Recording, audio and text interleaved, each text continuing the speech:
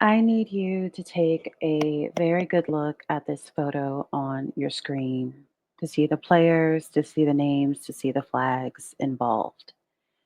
These are the people who have created, curated, and own K through 12 public education curriculum in these United States of America. These are the players. Ghislaine Maxwell, Ghislaine Maxwell is the daughter of Robert Maxwell, who owned Macmillan Publishing, who merged with mcgraw-hill. The grooming starts so early. The grooming begins so early. We are all terrified for our children because of this administration's recent move to move the Department of Public Education largely to the labor division, right? We're all terrified because subjects are being ripped away, and really, public school is a cesspool anyway. As a former school teacher, I feel the need to tell you it was a cesspool since No Child Left Behind. It was a toilet full of everything you could think of since No Child Left Behind. And while many parents have 14, 15, and 16-year-olds who excel so much in homeschool that they're in college by the time they're 16 or 17, everyone doesn't know how to do this. This is a call, especially to my D9, especially to the BGLOs. The time is now to put the best and brightest brains together to create core curriculum for Black American children, specifically us. Now, some people might say, oh, that sounds very exclusionary. That sounds very divisive, but we are us and no one else is. And no one else is going to take responsibility for us. We have to do this. We have to make sure that as many books and as much curriculum and as much weight that is put on the brain from China to even this McGraw-Hill, however many books the kids get in first grade, second grade, third, all the way up to 12th grade, from kinder to 12th grade. We have to remake all of this in our own image because this is who's been teaching your kids. And hey, I taught from McGraw-Hill books back when I was a school teacher. I didn't know. I didn't know they're just such a big brand that it's just acceptable. But now the school teachers are going through such a thing to where they're no longer even able legally to make their own PowerPoints. Everything has to be from McGraw-Hill. You wonder how your kids get introduced to something like the Holocaust so early in life. I was watching Schindler's List in the fourth grade. I can't get some of those images out of my mind. But when it comes to being prisoners of war, right? Because the problem with people telling us that we're not American Aborigines is this: McGraw Hill is the chief of telling people we all came here from Africa. And everybody is depending on this public school education to never lie to them. These are the textbooks that had that impossible picture of the hull of a ship where you see a bunch of so-called African slaves packed like sardines on top of one another, and they're trying to tell you that's how you got here when you wouldn't even survive a 3-month flight like that, let alone 3 months at sea.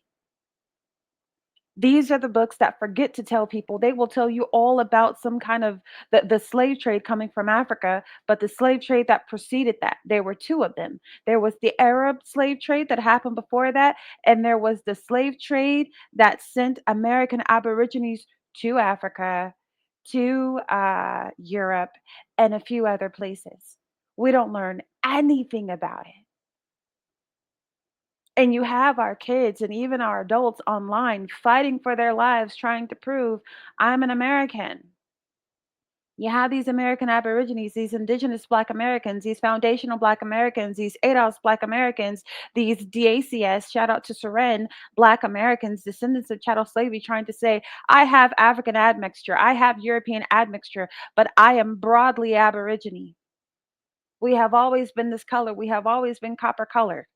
That Merriam-Webster American, a noun that describes that used to describe the copper colored indigenous of this land. We can't even tell people who we are because of mcgraw-hill, because of the books, because of public education, because someone jumped on our narrative.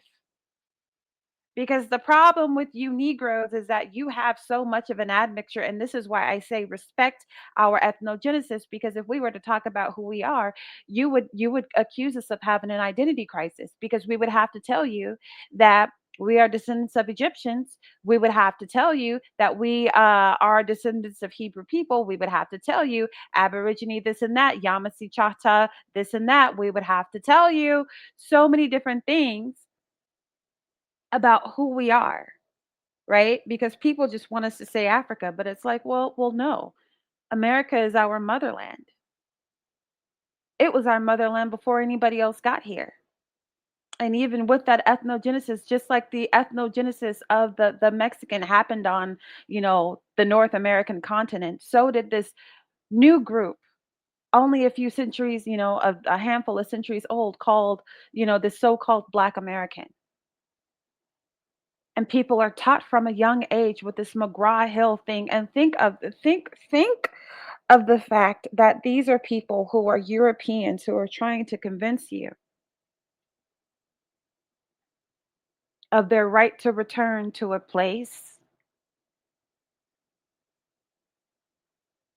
that it is so clear they have no ethnic bloodline ties to, that it's illegal in their country, right?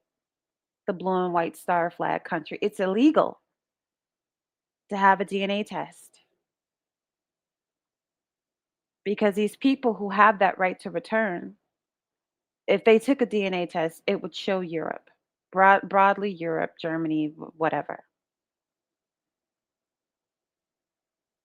And then the people here in America, many so-called Black Americans and Latinos, belong to a bloodline that is biblically Hebrew. And not just us, there are Yoruba people, there are Ethiopian people, all kind of, but we know the color of this man. We know the colors of this thousands of year old, even Palestinians, okay? Even Palestinians were not this color a few thousand years ago. I've said it a dozen times, I'll say it another time. I had the privilege of going to school with a Palestinian woman by the name of Hala Dilsi. She changed my life. And one day, Hala Dilsi showed up on Facebook as Hala Al Aswad. And I said, Hala, what gives? Holla, like, whatever. I'm black. We would say it like that, like holler. And it's like, what gives? What happened to Dilsey? She's like, well, I just decided to use my mom's last name. Oh. And I was like, well, what does that mean? Right? Because I was already studying Islam and about to convert to Islam at the time. I said, what does that mean? She said, well, Al Aswad is, it means the black. And I'm like, why would you guys have a last name like black? She said, because we were black. Plain and simple. Plain and simple. We were black.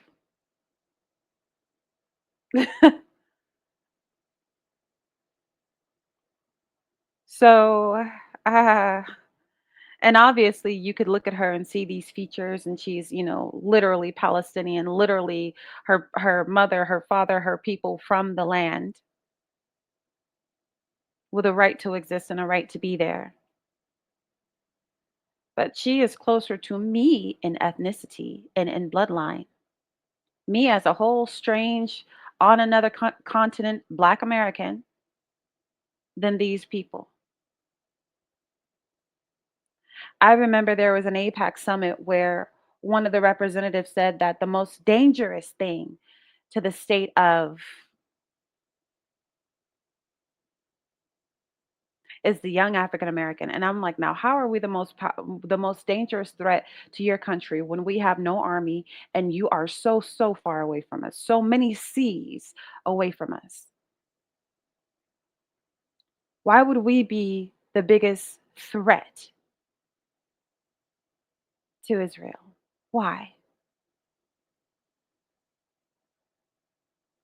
Now, they'll call you some kind of a delusional Hebrew Israelite if you acknowledge heritage, but there are people all over the world, you guys. I'm so sorry, Aborigine Black American. There are people all over the world, like, your ethnogenesis, like people remember.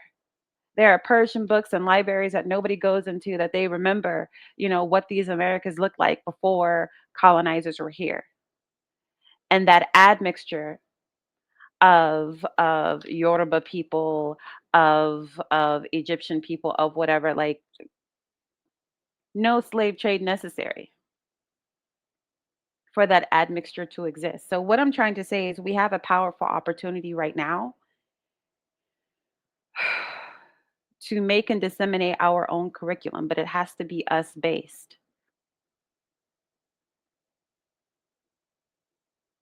It has to be us based.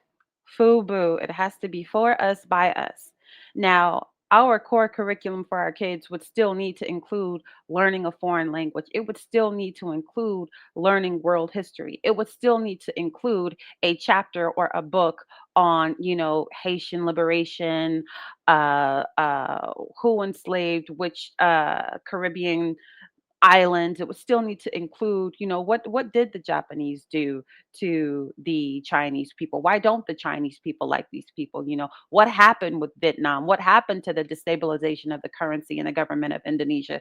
It would still need to be a global curriculum, but it must be us based.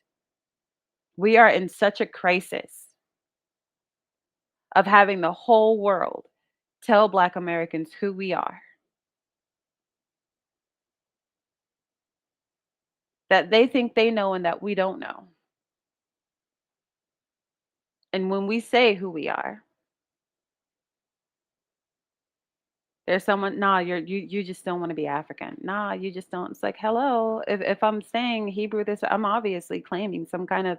I mean, we clearly have Orisha here. You didn't introduce me to Oshun. I knew about Oshun before I knew, y like these things were held through the institution of slavery. I'm stumbling. Let me go on ahead and just, get here and play you a couple of videos because I would like to back up what I'm saying here. Although I know you guys know that I do my research and that I'm a fairly reliable voice to listen to, I do want you to have something to look at here. Ghislaine Maxwell is the daughter of Robert Maxwell. Her dad was an interesting character. There's no doubt about that. Now, Ghislaine Maxwell was Jeffrey Epstein's partner in crime that made this business work. And she has a very interesting background. She's pictured here with her father, Robert Maxwell, who happened to be a media mogul, a textbook publisher, a known asset of Mossad, and he died under very suspicious circumstances. He is very well known to have worked for Israel and Mossad through most of his life. Robert Maxwell was in publishing. He was a publisher, a power publisher, and his operation very much seems to be an influence operation focused around information and publishing, largely textbooks, the educational stuff that we all grew up reading. So it's possible that the social studies book that I read in class in 5th grade, that Robert Maxwell, Ghislaine Maxwell's dad, Jeffrey Epstein's father-in-law, in a way, Yeah. had a hand in? Oh, absolutely.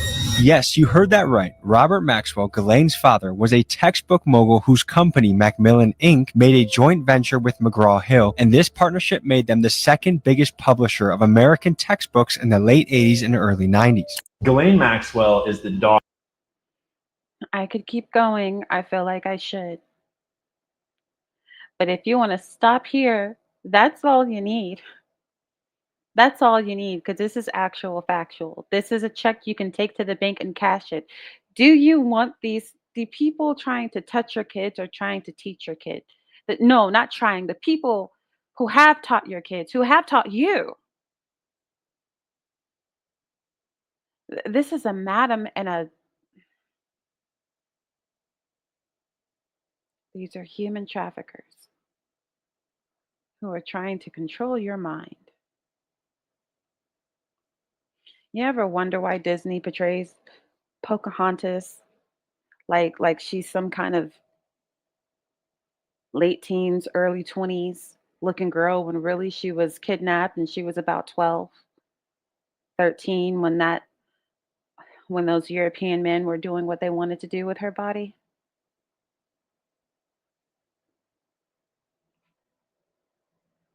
You see a pattern here of people trying to make it look like it's not all that bad and people who want to argue about age of consent.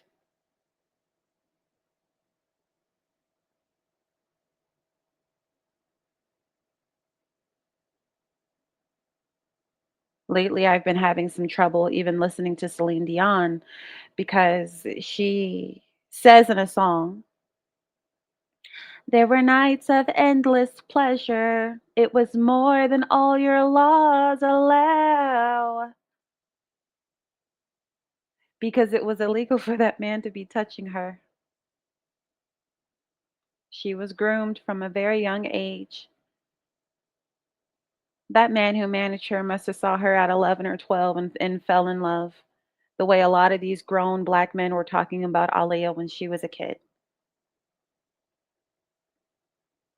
And these conversations over and over are happening to beat down on your sensitivities, where it should just be a no and end of discussion. It's like, well, I mean, she was so mature for her age, well, obviously it was real love because they stayed together. I believe it was Stalin who said, if you want to be happy forever, get yourself a 7-year-old. You act like imprinting on somebody, some helpless someone, child, is not a crime. And it's the worst crime, in my opinion, that anyone can commit.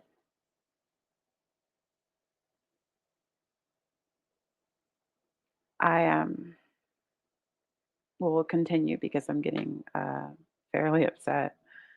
People always freak out when I tell them this, so I'm going to tell everybody. McGraw-Hill is the company of our school textbooks, and it was owned by no other than Robert Maxwell.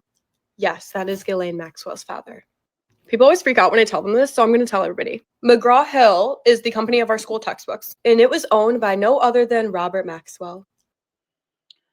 I'm actually going to go on ahead and end the video. I'm really upset, but this is an incredible opportunity for the best and brightest minds among our people to decide that we are going to make, create, and then disseminate core curriculum, every book and every level, and start dictating even, what books, right? Because they're out here banning books about, loving your hair texture and being black and proud and banning our books.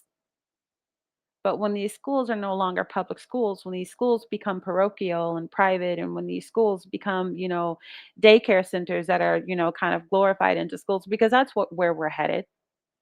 Because if you leave your child in public school at this point, after what's been done, unless public school is somehow restored, you will be sending your child basically into slavery. You will be enrolling your child's rights away. You will be crippling them for life. We will have to self determine the way that we did during segregation. We have to. We will have to make these, and because there's so much tribalism and division, and, Black Americans, we tried it. We really tried it with Pan Africanism, and we all black, we all black. And they said, no, no, no, sir, we're not. So we need to gather ourselves around ourselves before we help anybody else. We need to be that person on the flight who says, put on your own mask before you go to help somebody put on theirs. We have to sweep around our own front door before we try to get around somebody else's. But this needs to be us based curriculum that we disseminate wherever in this nation there is a Black child, they should have access to that curriculum. We need to figure it out because it's here. It's here. It's on our doorstep. It's not some faraway threat. It's here. You will cripple and handicap your kids for the future if you do not educate them well. And that is what's happening with all these things. I mean, like I said, public school has been a hot mess since No Child Left Behind. It's been a hot mess since No Child Left Behind. And besides, your little boys don't all have ADHD. You're feeding them poisonous foods, you're feeding them red 40 and yellow 5. That gets them all hype, and on top of that, they're boys. These, they need to play. I remember being a private school teacher, I had some freedom. I would let my boys wrestle in class and spar in class. And my girls would sit and watch because they did not have the same biological need to move the way the boys did. At a lot of these boarding schools that these wealthy people go to, their education system is circadian. It's based on their circadian rhythms where it's like, oh, well, the young men are going to want to learn more in the morning, and in the afternoons we'll give them a gym class, whereas, you had gym first period. It's like, dude, I don't want to suit up and go to gym and blah, blah, blah. Like, I'm still tired. I done barely had breakfast. But in their schools, circadian rhythm, all the stuff that they tell you that you don't need. You don't need a music class. You don't need an art class. But they have them at their rich, wealthy European boarding schools. We might need to get into boarding school. We might really have to sit on some acres and make Black Hogwarts.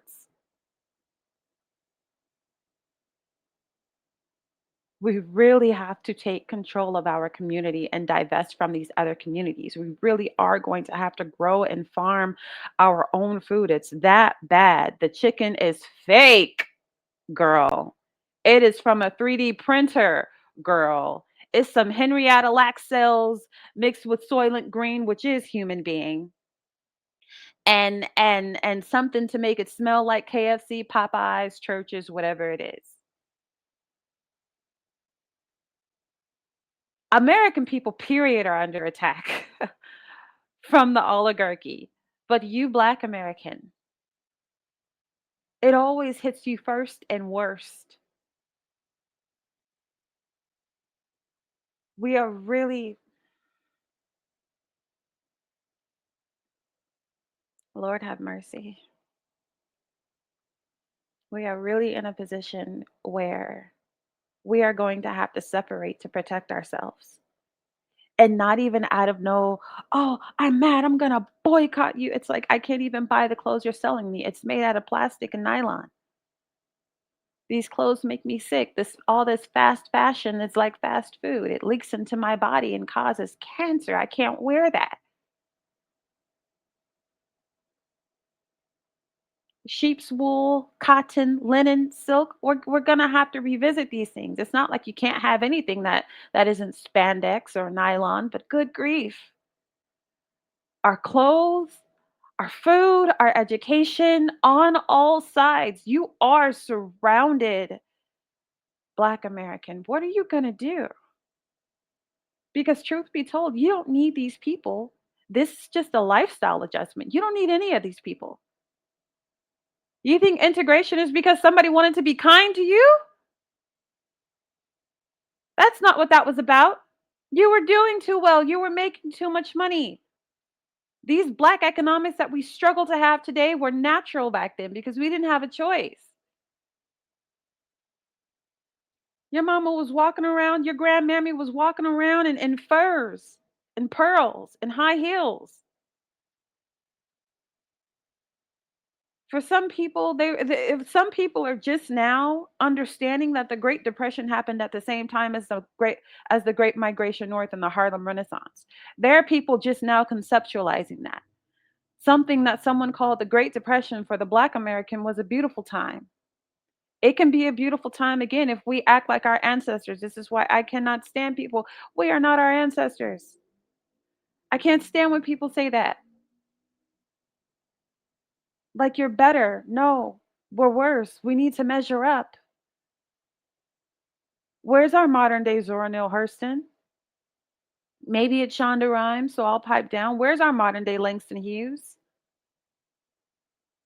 We got a bunch of Q dogs who are fine. Oh my God, happy Founders Day. But do y'all remember when Q dogs used to look like Dresser from the Five Heartbeats?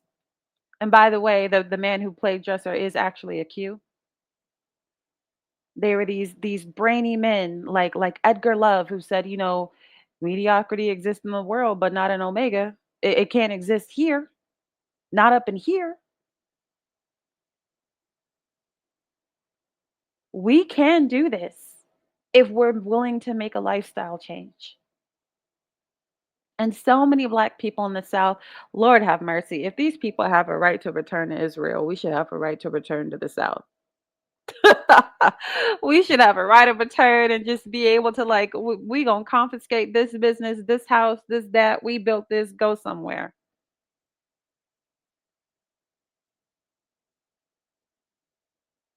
Because we need each other. We need each other in the worst way. I'm gonna leave you with a little bit of advice. Everywhere you see gender war content, shame it. And if you can't type anything or say anything against it, curse it with your mouth. Before you click off of it, just God damn you. Because that gender war happened long enough. 10 years of Kevin Samuels, of Tommy Sotomayor, of insert manosphere sweetheart. It just, it happened for long enough for everybody to know, okay, fit feminine this, dusty this and that. Okay. Okay. Everyone got the message. We need to move on. We have such bigger fish to fry, bigger fish to fry. I can't even speak right. I'm mixing up my auras. This is your public school education. And if you think it doesn't trickle down from that head, you wonder why you got a lot of these teachers and schools and coaches who are they're just there to touch on your kids. They're there to fall in love. They're there to find their person. It's terrifying. I saw a Black woman the other day. Some guy, some Santa Claus, asked her 8-year-old daughter, "What do you want for Christmas? You want a boyfriend, don't you?" What do you mean? You're asking a girl who doesn't even have a menstrual cycle if she wants a boyfriend. Why are you adultifying her kid? Like, just, whew. This culture is thick and it's not our culture. This culture of child touching is not our culture. And you can say what you want about a Black American, but I'm telling you, we are the people who instituted in the prison system that they would take your life for assaulting a child. That is why that is prison justice. That is why these people can barely be in the what is it called? Gen pop, the general population of prisoners. Because if they see you when they know what's on your rap sheet, they know what you've done to a child, your life is over. It's done. It's judgment passed. They love this stuff. Literally, the blue and white star is a haven, a safe haven for PDF files. And no, I'm not talking about the type of document you save and can't type on when you open it. Please read between the lines because YouTube is very sensitive about the things that you can and cannot say. But I'm blown. I'm blown. I'm blown away.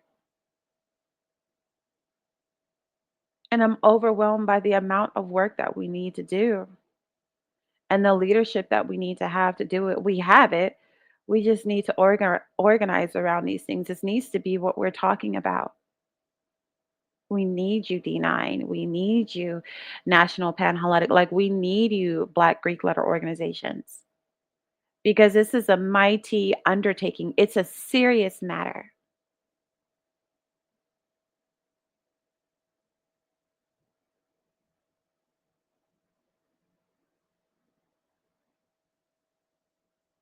This is devastating. I am going to end here. I want to thank you for watching. Please engage in the comment section below. I want to know what you think about this. I want to know what you think we should do about this, because it's really time to get around our kids and protect them. It's really time to start building those old school schoolhouses. And if we can do it on a greater level to the point where we can have boarding schools, we should probably do that too. Because honestly, this foster care system, Black American kids are bursting that thing open at the seams.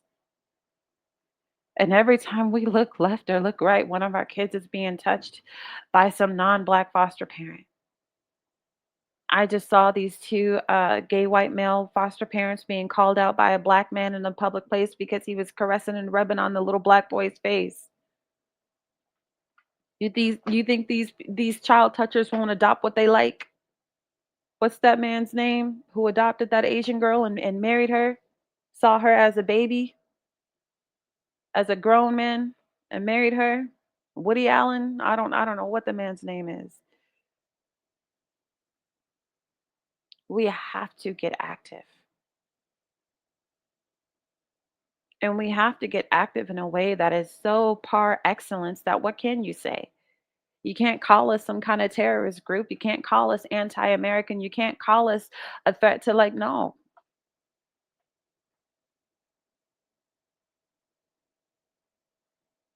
We're just taking care of our American lives and our American future.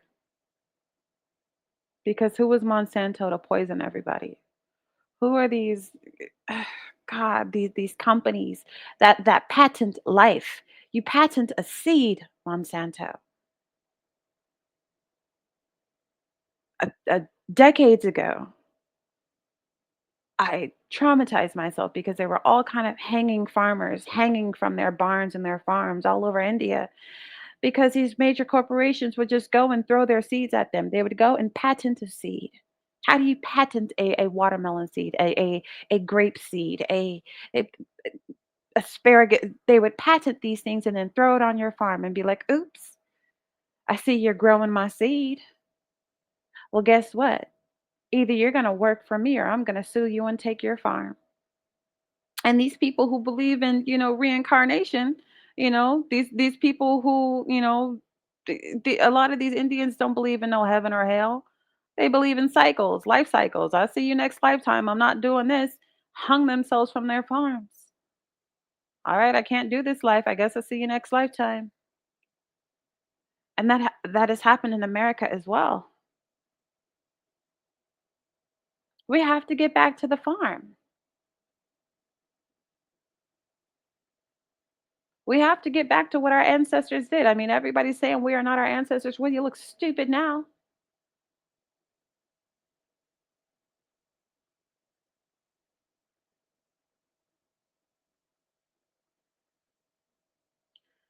I really love us.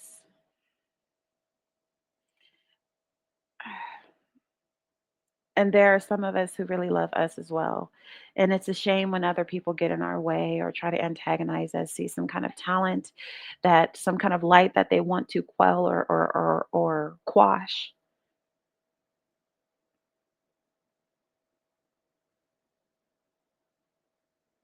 I would like to get together with like-minded people. Core curriculum for our children has been on my mind for, I don't know, a decade and a half, and I've not moved on it.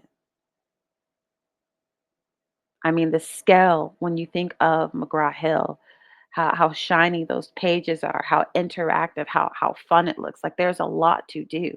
The texture of the paper and the different assignments, there's a lot to do for K through 12 to prepare these kids to go to college. And that's another thing. When the Department of Education decides that nursing is no longer a professional degree, when they decide that education is no longer a professional degree, they're not trying to give you loans for that. We got to get our kids to these HBCUs. We got to get our kids to these HBCUs. We got to get them in school there. They say Melinda Gates donated I don't know, 70 something million dollars. I'm like, well, where did the money go? What do these dorms look like? Is there still mold in here, Howard? Is there air conditioning over here, Spellman? What's going on? We done lost our smaller colleges like Morris Brown. Like it's heartbreaking.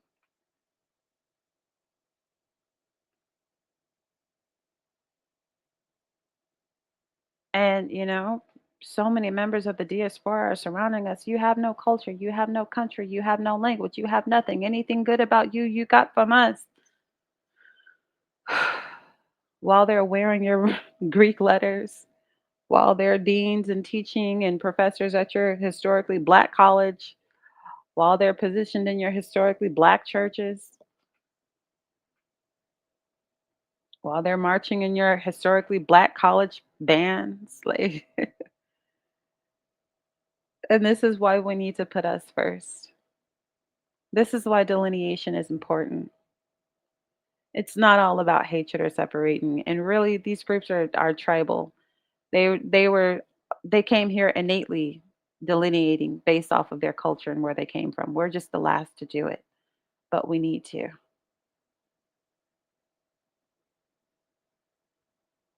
Part of the problem with the Black American is the purity of our hearts. If we do for self, we do for everybody. We are not exclusionary people. We have felt harmed by an elite, and we still shame elite people. People shame Jack and Jill organizations, and act like mocha mommies are just the worst people in the world. And I'm like, why are we shaming our elite? But we are so inclusive as a group of people that we end up last in line. In our every effort, we end up last in line. We have to put ourselves first if we're going to survive this.